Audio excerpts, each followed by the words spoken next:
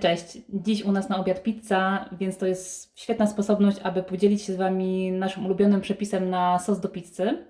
Sos możecie zrobić w trakcie oczekiwania na wyrośnięcie ciasta. Wymaga on trochę więcej wysiłku niż posmarowanie pizzy zwykłą pulpą pomidorową, ale też jest o wiele lepszy. Jest zredukowany, ponieważ pulpa zawiera zbyt dużo wody i często pizza przez to jest rozmięknięta. Ok, czego będziemy potrzebować do naszej wersji sosu? Oczywiście pomidorów. Tutaj mamy krojone pomidory, jedna puszka. Czosnek, 2 ząbki. Łyżeczka oregano, łyżeczka bazylii oraz łyżeczka suszonej cebuli. Łyżeczka cukru. Około łyżki oliwy. Około łyżki masła. To jest nasze domowe masło. Podlinkuję Wam przepis na to masełko.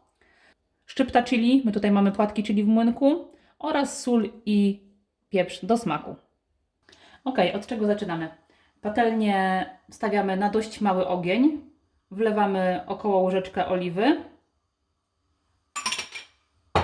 A następnie wrzucamy łyżkę masła. Czekamy, aż się rozpuści. Następnie na patelnię przyciskamy 2 ząbki czosnku. Możemy również je posiekać, jak to woli. Dlatego temperatura oliwy jest dość niska, ponieważ chcemy, żeby czosnek oddał jak najwięcej swoich aromatów, a nie zpiekł się i nie zrobił się gorzki. Delikatnie dusimy go około 2 minut. Następnie na patelnię wrzucamy zioła, czyli oregano, bazylię oraz suszoną cebulkę. Podsmażamy je chwilę, ponieważ takie podsmażenie wydobywa z ziół więcej smaków i aromatów. I teraz podkręcamy gaz na dość mocny, wlewamy puszkę pomidorów, przyprawiamy solą, na razie trochę, później doprawimy do smaku, pieprzem świeżo mielonym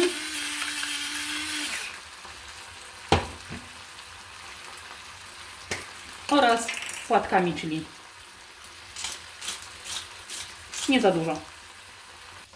I tak dusimy do zredukowania się sosu i do rozgotowania pomidorów.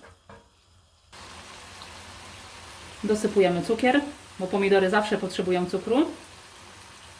I dalej dusimy. W trakcie gotowania możemy troszkę porozgniatać pomidory. Wtedy przyspieszamy proces po prostu ich całkowitego rozgotowania. Spójrzcie, po około 10 minutach sos prawie całkowicie się zredukował. Wyszła nam z tego taka pasta i tak właśnie ma to wyglądać. Jest to idealny przepis na sos do pizzy, ale również możemy go wykorzystywać jako podstawowy sos do makaronu. Jest fantastyczny. Dziękuję Wam za oglądanie, życzę smacznego i zapraszam do naszych innych filmików.